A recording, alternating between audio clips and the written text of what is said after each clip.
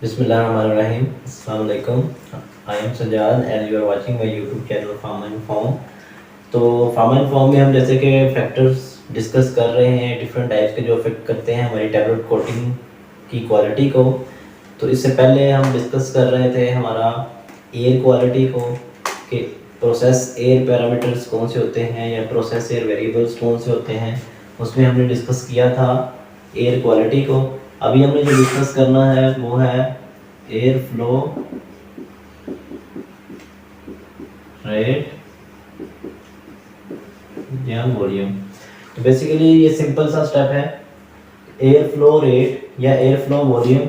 अगर हमारा ये क्वार्टर है, ये हमारी डक्ट है, ये हमारी आउटसाइड जो एयर है वो अंदर पैन में आ रही है और पैन रोटेट कर रहा है। तो एयर वॉल्यूम हमें क्या इफेक्ट देता है टैबलेट कोटिंग के ऊपर। तो सबसे पहली बात तो ये है कि अगर आपने हमारी पिछली वीडियो नहीं देखी जिसमें हमने डिस्कस किया था कि जो एयर बाहर से आ रही है वो प्रोसेस कैसे होती है, उसके क्या क्या स्टेप्स होते हैं, तो वो आप वीडियो लाजमी देखें, उसका लिंक डिस्क्रिप्शन में दिया हुआ है।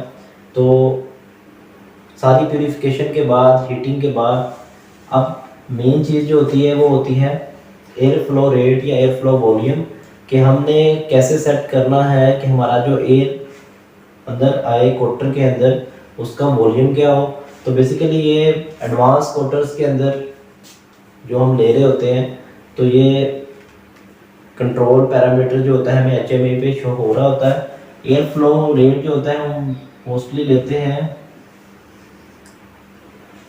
क्यूबिक मीटर में, यानी कि क्यूबिक मीटर पर आर या क्यूबिक मीटर इसका यूनिट होता है। हम एयर वॉल्यूम को इसमें लेते हैं।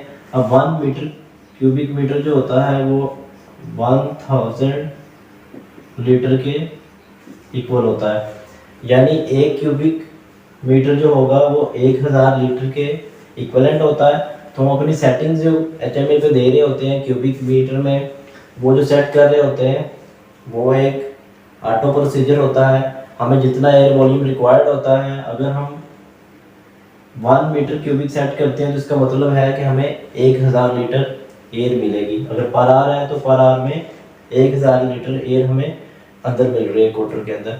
तो इसको हम सेट कर सकते हैं अपनी रिक्वायरमेंट के मुताबिक, अपनी फॉर्मुलेशन के मुताबिक। लेकिन बताना यहाँ पे यही है कि जो एयर अंदर फ्लो करके आ रही होती है उसका भी एक फिक्स कंट्रोल होता है। वो कंट्रोल ऑपरेटर के पास होता है HMA के थ्रू कि उसको कितनी एयर वॉल्यूम चाहिए। अगर आप एयर वॉल्यूम ज़्यादा करेंगे तो इसका मतलब है कि हमारी बाहर से जो एयर है वो ज़्यादा इन हो रही है।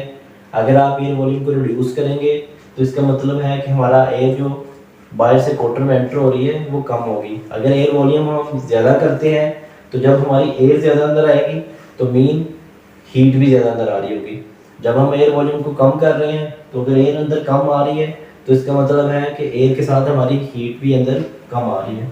तो उसका इफेक्ट टैबलेट की क्वालिटी पे क्या आएगा। ज़्यादा हीट के साथ हमें अपने स्प्रे रेट को, पैन स्पीड को दोबारा एडजस्ट करना पड़ेगा। कम हीट के साथ हमें अपने पैन वेरिएबल्स को, स्प्रे वेरिएबल्स को उसके अकॉर्डिंग एडजस्ट करना पड़ेगा। तो ये तो सिंपल सा एक स्टेप था। एयर फ्लो रेट क्या होता है या एयर फ्लो वॉल्यूम क्या होता है। तो बेसिकली इसमें यही बताना मेन ऑब्जेक्टिव था कि एयर फ्लो रेट या टेक्निकल टर्म में जो एयर बाहर से अंदर हमारे पास आ रही होती है उसको हम किन टर्म में डिस्कस करते हैं और उसका हीट के साथ लिंक क्या होता है।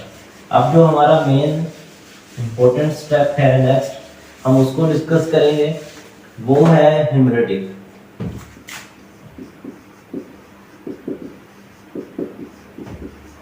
कि हमारा ह्यूमिडिटी का क्या इफेक्ट आता है टैबलेट की क्वालिटी के ऊपर। इन चीज़ों के बारे में मोस्टली कम ही डिस्कस किया जाता है क्योंकि हमारे पास जितने भी कोटर्स अवेलेबल हैं या तो वो कन्वेंशनल टाइप के होते हैं या अगर ऑटो टाइप के भी होते हैं तो उसमें ह्यूमिडिटी का इफेक्ट बहुत कम शो हो रहा होता है कि हमारा उस पर टैबलेट की क्वालिटी पे क्या इफेक्ट होगा। अगर कोई एक्सपीरियंस पर्सन इसको कंट्रोल कर रहा है, कोटिंग को ऑपरेट कर रहा है, तो वो इस इफेक्ट को इजीली मॉनिटर कर सकता है कि अगर एयर में ह्यूमिडिटी आती है, मॉइस्चर लेवल एयर में ज़्यादा होता है तो हमारे टैबलेट बेड पे क्या इफेक्ट आएगा, उसका हमारी टैबलेट की सरफेस पे क्या इफेक्ट आएगा। बेसिकली ह्यूमिडिटी को जब हम डिस्कस करेंगे तो इसका जो मेन इफेक्ट आता है वो आता है टैबलेट बेड टेम्परेचर पे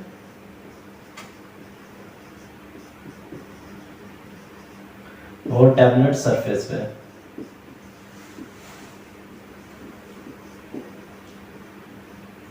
आगे यही चीज़ें जो होती हैं ये हमारे जो टैबलेट डिफेक्ट्स होते हैं उनकी तरफ चल जाती हैं। स्टिकिंग हो गई,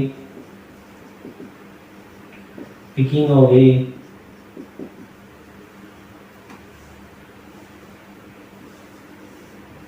तो इन सारी चीज़ों का इफेक्ट ह्यूमिडिटी के साथ कैसे होता है उसको आज हमने डिस्कस करना है। इससे पिछली वीडियो में हमने डिस्कस किया था कि हम एयर से ह्यूमिडिटी रिमूव कैसे करते हैं। हमारी जब एनवायरमेंटल एयर प्री फिल्टर से पास होके एंटर होती है तो आगे एक डिह्यूमिडिफिकेशन का सिस्टम इंस्टॉल होता है। डिह्यूमिडिफिकेशन के लिए सिंपल कूलिंग कोयल भी यूज़ की जा सकती हैं कि जब हमारी एयर जिसके अंदर मॉइस्चर है कूलिंग कोयल से गुजरेगी तो उसमें जितना भी मॉइस्चर या नमी होगी वो उसमें से रिमूव हो जाएगी। और आगे ये हमने पढ़ा था कि डिफरेंट फिल्टर में से पास होके बैक फिल्टर से, फिर हैपा से और फिर हीटर से यानी हीटिंग मैकेनिज्म से निकल के ये हमारे कोटर के अंदर आती है। अगर हम अब सपोज करें कि हमारा एक कोटर है जिसके अंदर हम कोटिंग परफॉर्म कर रहे हैं और हमारी इनलेट एयर जो आ रही है उसके अंदर मॉइस्चर, ये हमारा कोटर है और ये जो हमें बाहर से एयर मिल रही है इसके अंदर ह्यूमिडिटी लेवल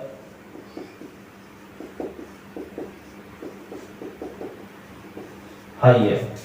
जब ह्यूमिडिटी लेवल हाई होगा तो क्योंकि डायरेक्ट कांटेक्ट होता है हमारी एयर का टैबलेट्स के साथ तो यही ह्यूमिडिटी शिफ्ट होगी टैबलेट्स को जो कि हमारी रोटेट कर रही होती हैं पैन के अंदर।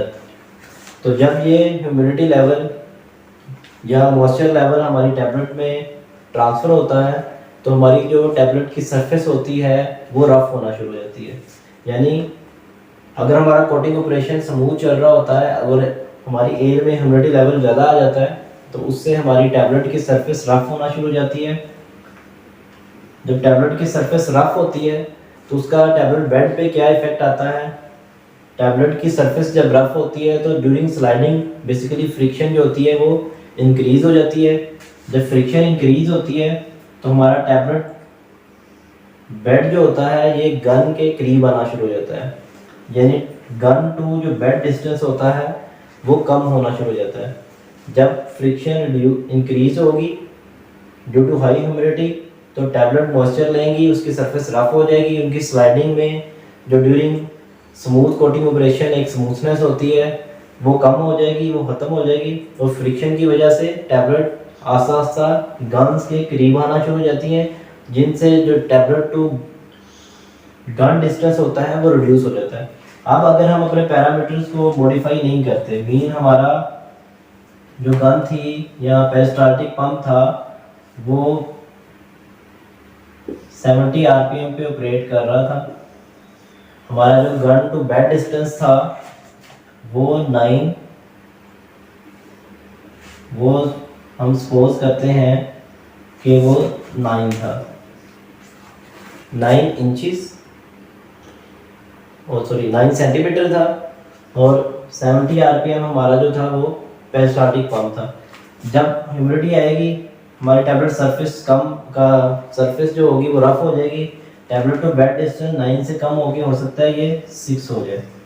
अब जब ये 6 होगा तो एक तो ये सरफेस कम हो जाएगी, डिस्टेंस कम हो जाएगा, दूसरा हमारी जो स्प्रे रेट है वो उसी कांस्टेंट रेट से आ रहा होगा तो हमारी टैबलेट जो है वो वेट होना शुरू हो जाएगी। उससे स्टिकिंग के इफेक्ट आ सकते हैं, पिकिंग के इफेक्ट आ सकते हैं, ट्विनिंग के इफेक्ट आ सकते हैं। और अगर हम अपने पैरामीटर्स को मॉडिफाई नहीं करेंगे तो आस्ता आस्ता हमारी जो टैबलेट ओवर वेट होके वैसे ही डैमेज होना शुरू हो जाएगी।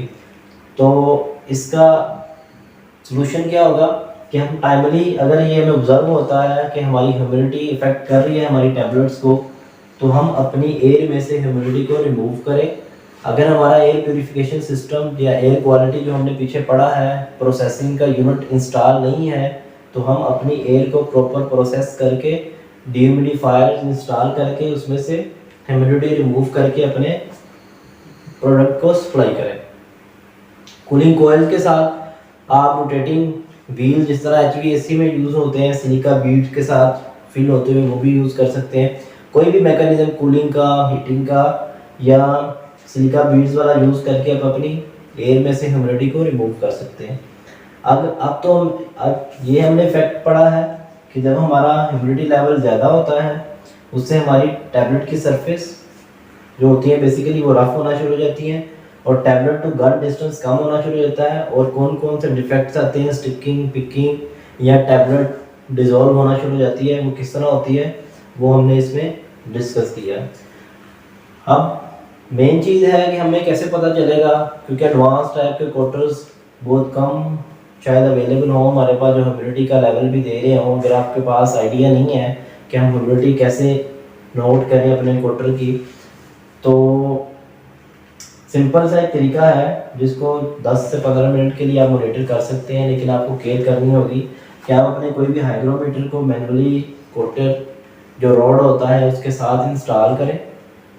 इंस्टॉल करने के बाद जब आपको कोटिंग ऑपरेशन चल रहा होता है तो उसमें आपको अंदर जो हमारे कोटर का एनवायरनमेंट होगा उसकी वो ह्यूमिडिटी भी दे रहा होगा और उसका वो टेम्परेचर भी दे रहा होगा।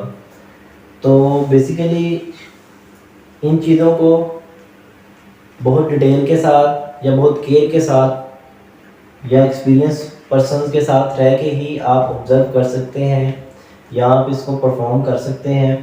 अगर आपकी कोटिंग की सरफेस बेसिकली एक डिफेक्ट सिंपल ये भी नज़र आता है कि हमारी फिल्म जो होती है कोटिंग की वो भी रफ होके उसमें क्रैक्स पड़ना शुरू हो जाते हैं, तो उसकी एक रीज़न ह्यूमिडिटी भी होती है कि आपकी एयर में ह्यूमिडिटी लेवल ज़्यादा होता है। तो आज की वीडियो में उम्मीद है आपको समझ आ गई होगी कि जो हमारी ह्यूमिडिटी एयर के अंदर होती है वो हमारी टैबलेट्स को कैसे इफ़ेक्ट कर रही होती है। ये तो हमने पढ़ा है जो ह्यूमिडिटी लेवल हमारा एयर के साथ बाहर वाली एयर से अंदर एयर आ रही है उसमें से। बाद दफ़ा ये भी होता है कि जब हमारा कोटिंग ऑपरेशन चल रहा होता है टेम्परेचर बेड टेम्परेचर बहुत ज़्यादा हाई होता है, तो उससे क्योंकि एवेपोरेशन भी ज़्यादा होती है तो हमारा जो ह्यूमिडिटी लेवल अंदर इसको हम आगे वैसे डिस्कस करेंगे डिटेल के साथ कि जो हमारा आउटलेट वाल्व होता है उसको उसका जो कंट्रोल होता है उसका इफेक्ट क्या आ रहा होता है ह्यूमिडिटी पे, तो हम इसको वहाँ पे डिस्कस करेंगे कि humidity level simple environmental air वाला इफेक्ट नहीं कर रहा होता, अंदर जो सॉल्वेंट जो हम यूज़ कर रहे हैं वाटर उसकी जो वेपोरेशन हो रही होती है उसका जो इफेक्ट आ रहा होता है ह्यूमिडिटी का वो भी टैबलेट की सरफेस को इफेक्ट कर सकता है अगर हम प्रॉपर अपनी आउटलेट एयर के एग्जॉस्ट को कंट्रोल नहीं कर रहे। तो उम्मीद है आज की वीडियो में समझ आ गई होगी। थोड़ी सी वीडियो इसमें जो हमने इफेक्ट डिस्कस किया है वो हो सकता है समझ ना आई हो, आप कमेंट्स में पूछ सकते हैं क्योंकि ये कॉमनली ह्यूमिडिटी को डिस्कस नहीं किया जाता कोटिंग में या इसके इफ़ेक्ट्स को इतना डिटेल में नहीं देखा जाता कि हमारी जो एयर की ह्यूमिडिटी होती है वो हमारे टैबलेट बेड को कैसे अफेक्ट कर रही होती है। ये चीज़ें जो आपको बताई जा रही हैं बेसिकली ये प्रैक्टिकल ऑब्जर्वेशंस पे बेस हैं, हो सकता है थ्योरी में या कोई किसी और एडवांस कोटर्स के लिहाज से इसमें कमी बेशी हो, तो यहाँ पे मैं आपको जो डिस्कस करके बता रहा हूँ वो ऑब्जर्वेशंस की बेस पे अपने प्रैक्टिकल ऑब्जर्वेशन की बेस पे बता रहा हूँ। इसलिए अगर कोई चीज़ गलत फील हो कि इसमें करेक्शन की ज़रूरत है तो वो आप कमेंट में ज़रूर डिस्कस करें। आज की वीडियो में इतना ही, नेक्स्ट वीडियो तक के लिए इजाज़त दीजिए। अल्लाह हाफिज़।